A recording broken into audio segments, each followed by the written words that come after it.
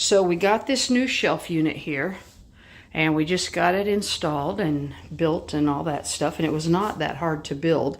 And what it is, you just got these pieces of board here, and they're just kind of a thinnish laminate. You can see it's what, maybe a 1/8 of an inch or 1/4 of an inch, I guess. And then it's got these slats across that do the support, and then on the edges there's a little bit of a lip here for support. But what's kind of cool is you see that power cord coming up through there?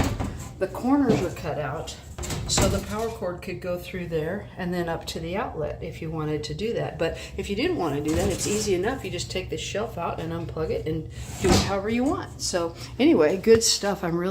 They're supposed to be really hold a lot of weight, and we've got them here in the storage shed, so we're going to get them all filled up with a whole bunch of stuff on them pretty soon here. But you can see these little frames here just stick down into this little hole and fall down in there. So yeah, good stuff. I like that. That's going to be so helpful. Good stuff.